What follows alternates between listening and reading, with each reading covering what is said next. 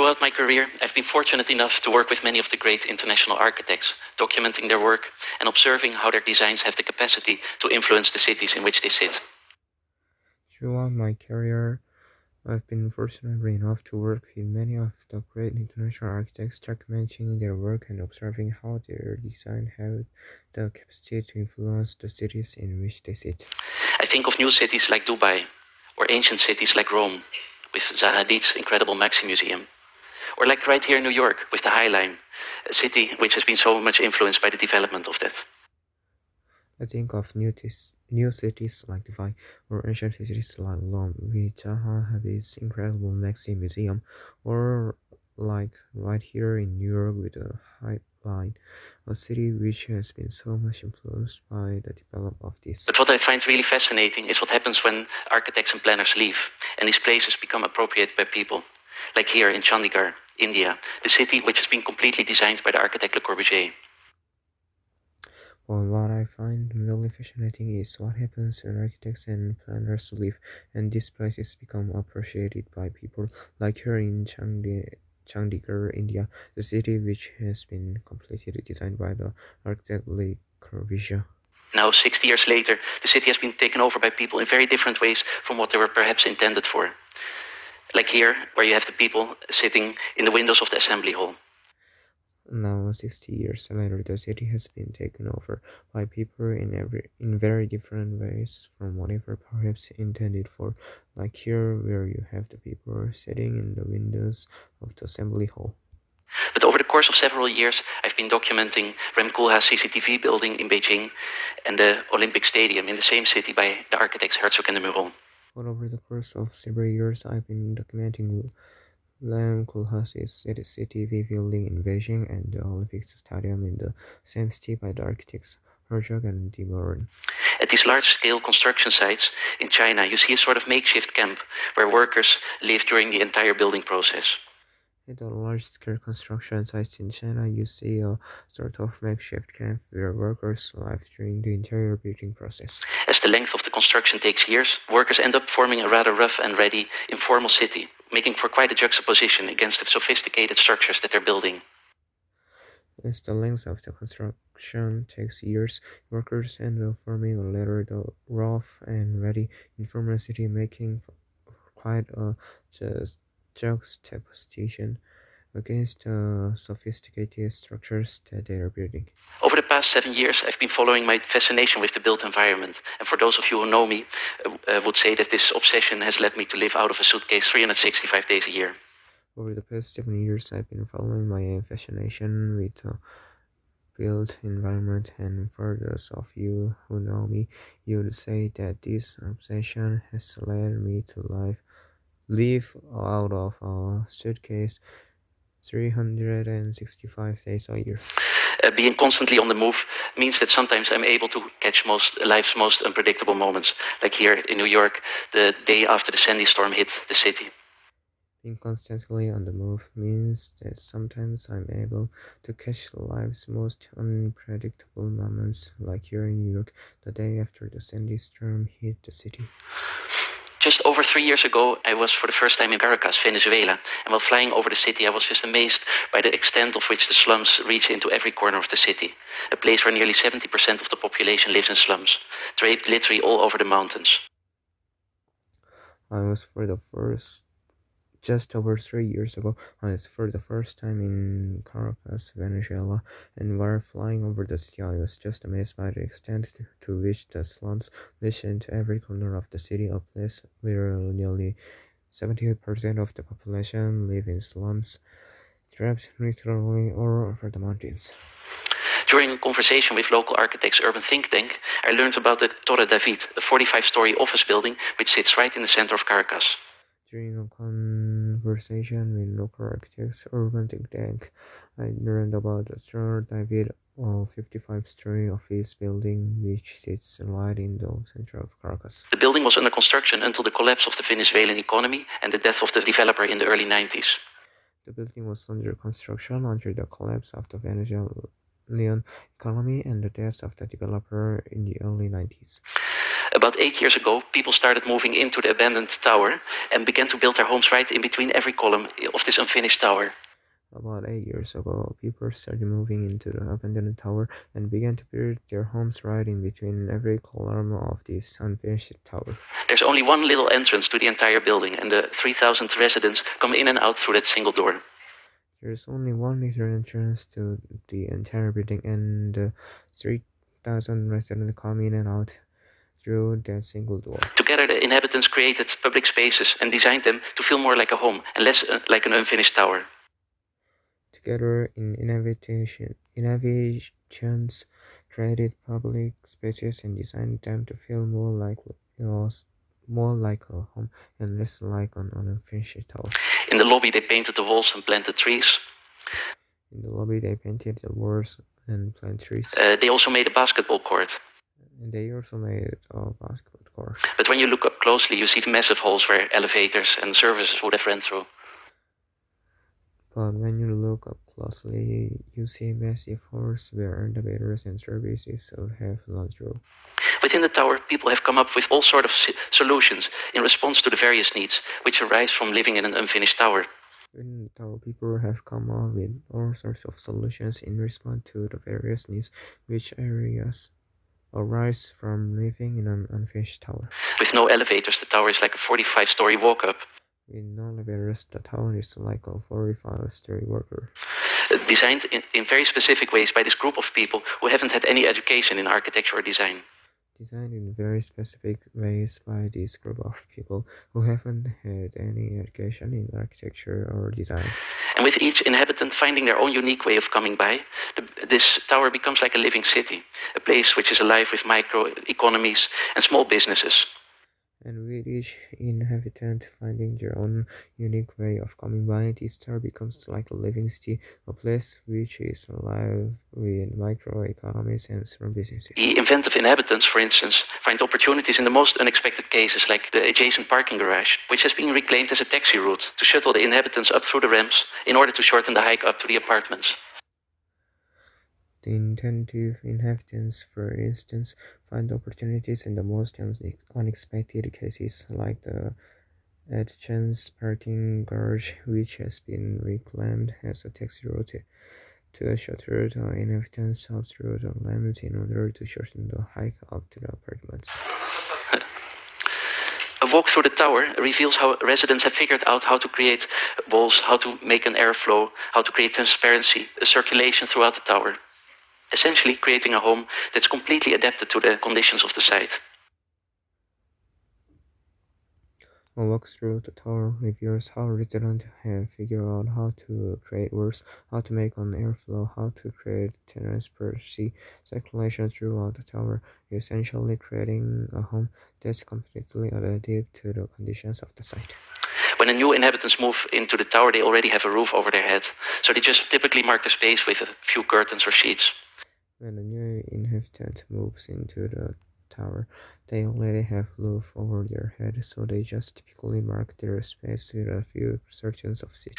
Slowly, from found materials, walls rise, and people create their space out of any found objects or materials. Slowly, from found materials, walls rise, and people create a space out of any found objects or materials. It's remarkable to see the design decisions that they're making. Like when everything is made out of red bricks, some residents will cover that red brick with another layer of red brick patterned wallpaper, just to make it a kind of clean finish. It's remarkable to see the design decisions that they're making. Like when everything is made out of red bricks, some residents will cover the red brick with another layer of red brick patterned wallpaper, just to make it kind of a clean finish. The inhabitants literally built up these homes with their own hands, and this labor of love instills a great sense of pride in many families living in this tower. The inhabitants literally built up these homes with their own hands, and this labor of love instills a great sense of pride in many families living in this tower. They typically make the best out of their conditions and try to make their spaces look nice and homey, or at least up until as far as they can reach. They typically make the best out of their conditions and try to make their spaces look nice and homey, or at least up until as far as they can reach. Throughout the tower, you come across all kind of services, like the barber, small factories, and like every floor has like a little grocery store or shop. Throughout the tower, you come across all kinds of services like the harbor, small factories, and every floor has a little grocery store or shop. And you even find a church. And on the 30th floor, there's a gym where all the weights and barbells are made out of the leftover pulleys from the elevators, which were never installed. And on the 30th floor, there is a gym where all the weights and barbells are made out of the leftover pulleys from the elevators, which were never installed. From the outside, behind this always changing facade, you see how the fixed concrete beams provide a framework for the inhabitants to create their homes in an organic, intuitive way that responds directly to their needs. From the outside, behind this always changing facade, you see how the fixed concrete beams provide a framework for the inhabitants to create their homes in an organic, intuitive way that responds directly to their needs. Let's go now to Africa, to Nigeria, to a community called Makoko, a slum where 150,000 people live just meters above the Lagos Lagoon. Let's go now to Africa, to Nigeria, to a community called Makoko, a slum where 150,000 people live just meters above the Lagos Lagoon. While it may appear to be a completely chaotic place, when you see it from above, there seems to be a whole grid of like waterways and canals connecting each and every home. Where it may appear to be a completely chaotic place, when you see it from above, there seems to be a whole grid of waterways and canals connecting each and every home. From the main dock, people board long wooden canoes, which carry them out to their various homes and shops located in the expansive area. From the main dock, people board long wooden canoes, which carry them out to their various homes and shops located in the expansive area. When out on the water, it's clear that life has been completely adapted to this very specific way of living.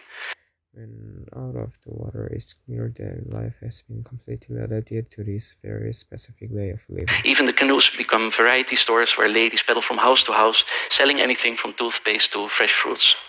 Even the canoes become variety stores wherein ladies pedal from house to house, selling anything from toothpaste to fresh fruits. Behind every window and door frame, you'll see a small child peering back at you.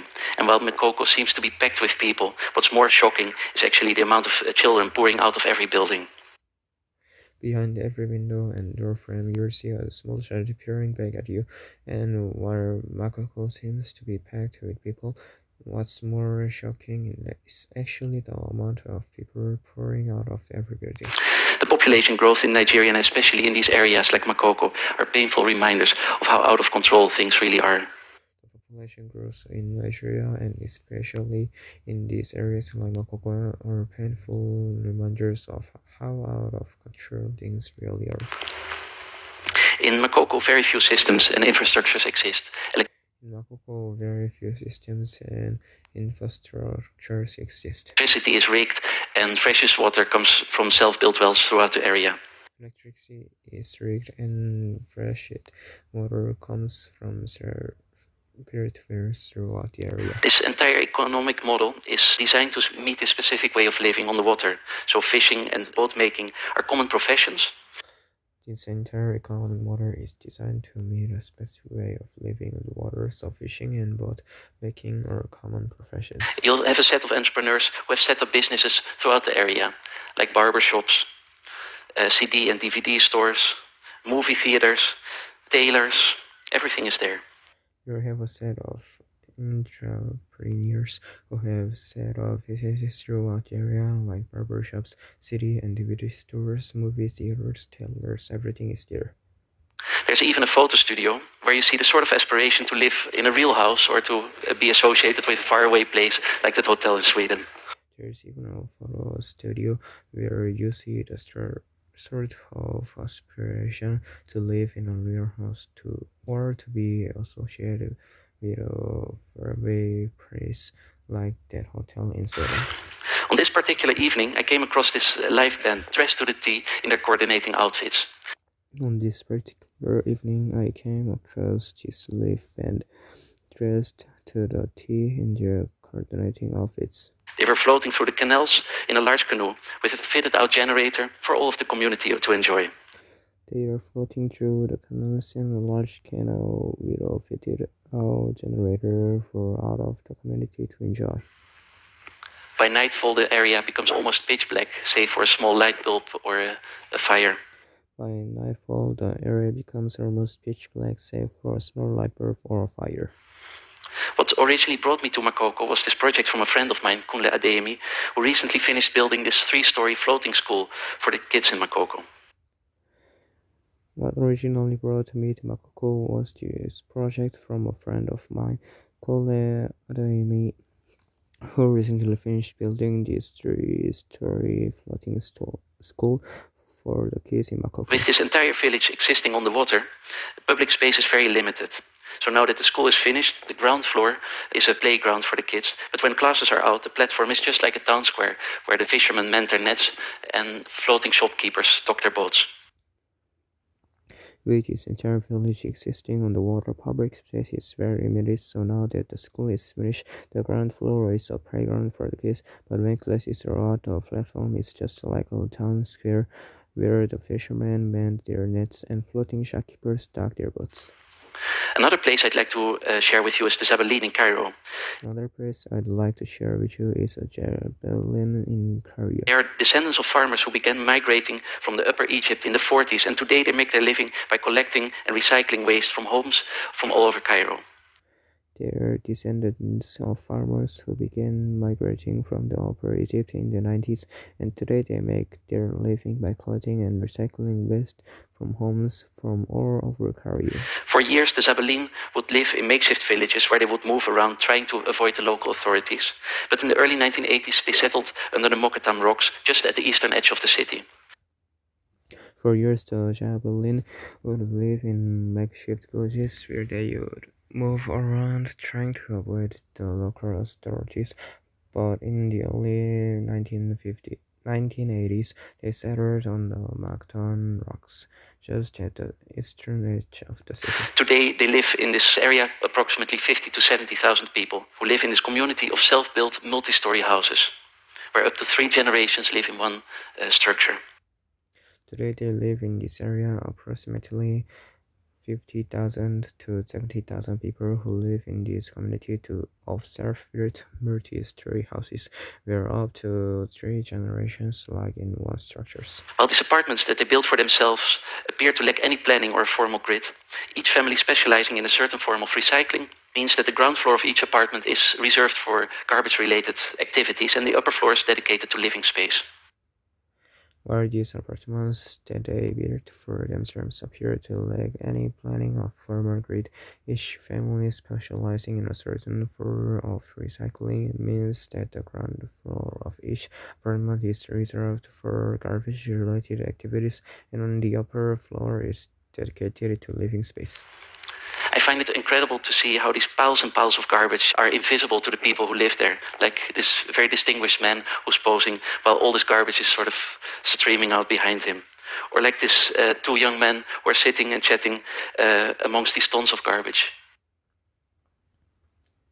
I found it incredible to see how these piles and piles of garbage are invisible to the people who live there. Like this very distinguished man who is passing while all this garbage is sort of streaming out behind him, or like these 2 young men who are sitting and chatting amongst their tons of garbage.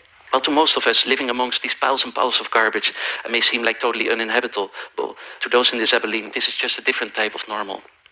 While to most of us living amongst these piles of garbage may seem totally uninhabitable, to those in the Zabaleen, this is just a different type of normal. In all these places I've talked about today, what I do find fascinating is that there's really no such thing as normal, and it proves that people are able to adapt to any kind of situation. In all these places I've talked about today, what I do find fascinating is that there's really no such things as normal, and it proves that people are able to adapt to any kind of situation. Throughout the day, it's quite common to come across a small party or taking place in the streets, just like this engagement party. Throughout the day, it's quite common to come across a small party taking place in the streets, just like this engagement party. In this tradition, the bride-to-be displays all of their belongings, which they soon bring to their new husband. In this tradition, the bride to be displays all of their belongings, which they soon bring to their new husband. A gathering like this one offers such a juxtaposition where all the new stuff is displayed and all the garbage is used as props to display all their new home accessories. A gathering like this one offers such a juxtaposition where all the new stuff is displayed and all the garbage is used as props to display all their new home accessories. Like Makoko and the Torre David, throughout the Zabelin you'll find all the same facilities as in any typical neighborhood. Like Makoko and the Torre David, throughout the Javelin you will find all the same facilities as in any typical neighborhood. There are the retail shops, the cafes, and the restaurants. And the community is this community of Coptic Christians. So you also find a church, along with the scores of religious iconographies throughout the area. And also like all the everyday services, like the electronic repair shops, the barbers, everything. There are the retail shops, the cafes and the restaurants, and the community is the community of Coptic Christians. So you also find the church along with the scores of religious iconographies throughout the area, and also all the everyday services like the electronic repair shops, the barbers, everything.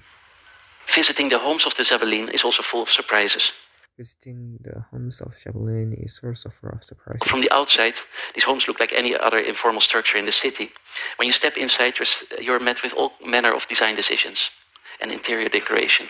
Where from the outside, these homes look like any other informal structure in the city. When you step inside, you're met with all manner of design decisions and interior decoration. Despite having limited access to space and money, the homes in the area are designed with care and detail. Despite having limited access to space and money, the homes in the area are designed with care and detail. Every apartment is unique, and this individuality tells a story about each family's circumstances and values. Many of these people take their homes and interior spaces very seriously, putting a lot of work and care into the details. Every apartment is unique, and this individually tells a story about each family's circumstances and values. Many of these people take their homes and interior spaces very seriously, putting a lot of work and care into the details. The shared spaces are also treated in the same manner, where walls are decorated in faux marble patterns. The shared spaces are also treated in the same manner, where walls are decorated of false marble patterns. But despite this elaborate decor, sometimes these apartments are used in very unexpected ways. Like this home which caught my attention while all the mud and the grass was literally seeping out under the front door. But despite this elaborate decor, sometimes these apartments are used in very unexpected ways, like this home which caught my attention while all the mud and the grass was literally seeping out under the front door. When I was let in, it appeared that this fifth-floor apartment was being transformed into a complete animal farm, where 6 or 7 cows stood grazing in what otherwise would be the living room. When I was let in, it appeared that this fifth-floor apartment was being transformed into a complete animal farm, where 6 of 7 cows stood grazing in what otherwise would be a living room. But then, like in the apartment across the hall from this cowshed, lives a newly married couple in what locals describe as one of the most nicest apartments in the area. But then in the apartment across the hall from this cowshed lives a newly married couple in what locals describe as one of the nicest apartments in the area. The attention to this detail astonished me, and as the owner of the home so proudly led me around this apartment. From floor to ceiling, every part was decorated.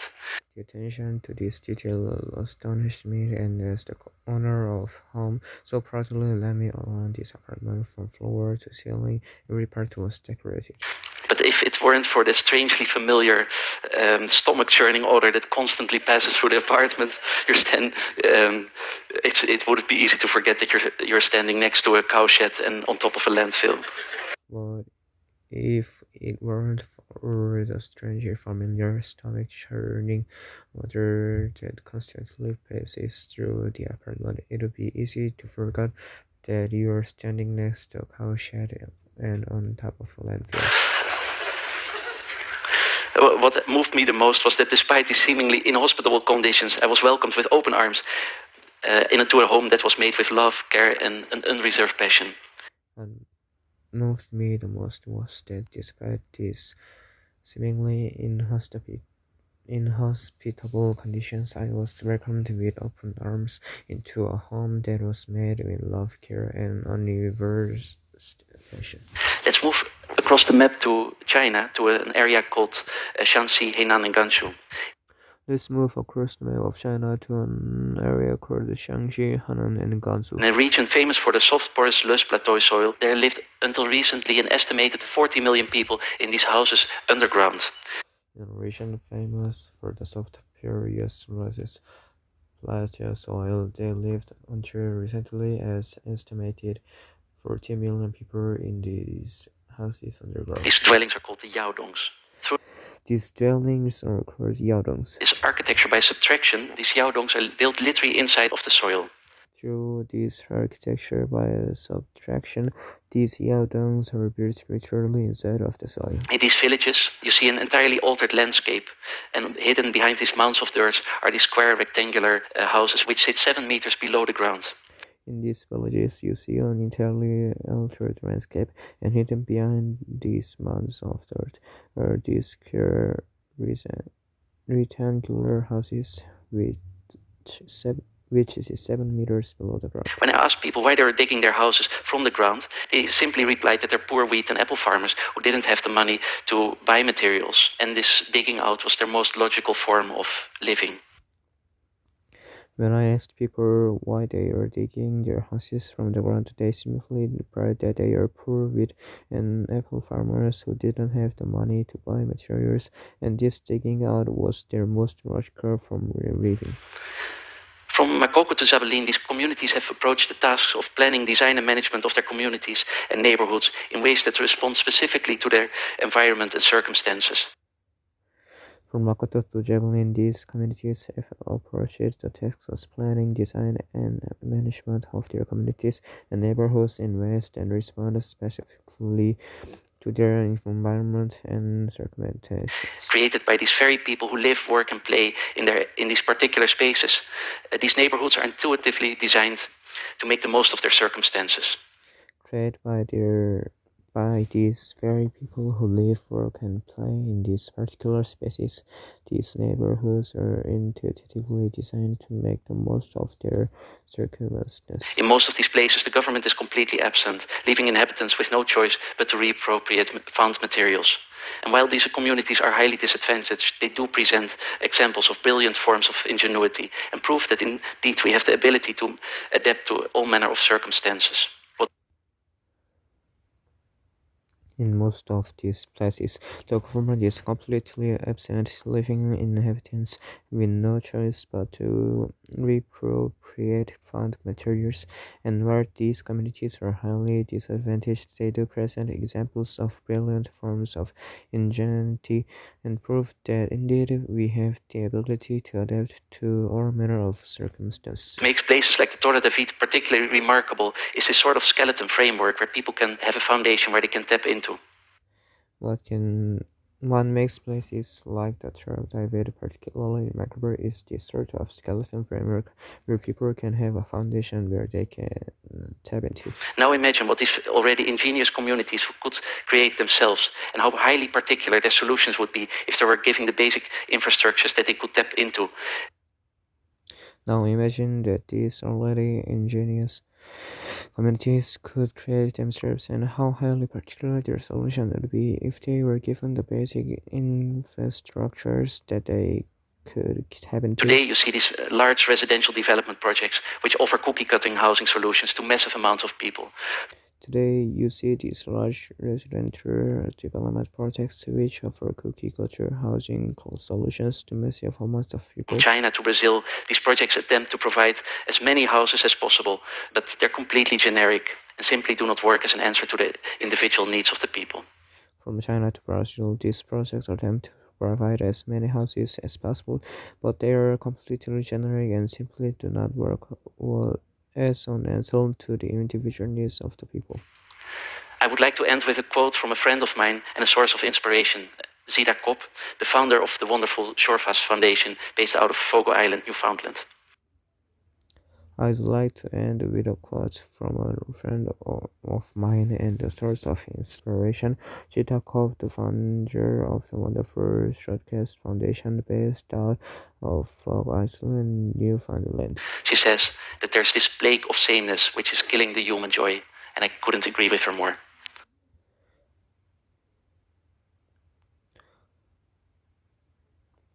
She says that there is this plague of sameness which is killing the human joy, and I couldn't agree with her more. Thank you.